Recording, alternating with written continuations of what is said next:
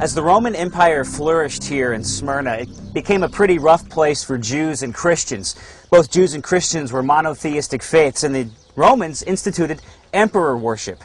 And anybody caught not bowing a knee to an image or an idol of the Caesar was subject to pretty harsh treatment, even death. In fact, in 156 AD, one of Christianity's most famous early church fathers, Polycarp, was burned at the stake and martyred right here in Smyrna. Polycarp was a man born in 70 AD who came to believe in Christ at an early age.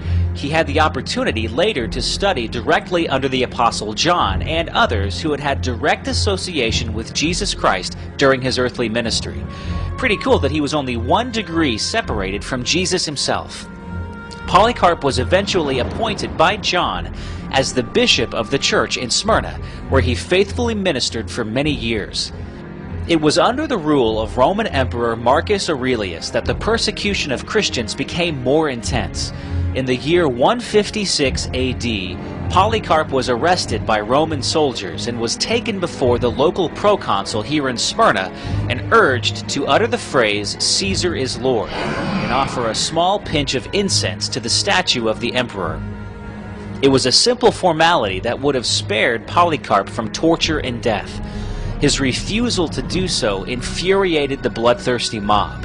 Then, according to a Smyrnian letter recording the event, as Polycarp was being dragged to his place of execution, a voice was heard from heaven by all the believers that were present. The voice said this: "Be strong, Polycarp, and play the man." Then, standing in the arena, Polycarp was urged one last time to renounce Christ. His response, well attested in historical accounts, was this: 86 years I have served Christ, and he never did me any wrong. How can I blaspheme my King who saved me? Polycarp was soon led to the stake to be burned alive. Claiming that God would give him the strength to remain on the stake without moving, he asked to be tied instead of nailed to the stake. Then, after Polycarp uttered his last prayer, the fire was lit. To the astonishment of the crowd, the flames merely swirled around him as if a wall of wind was protecting him, and his body was unscathed. The executioner was then ordered to plunge a sword through the flames into Polycarp. After doing so, as the letter records, Polycarp's blood gushed forth and extinguished the fire.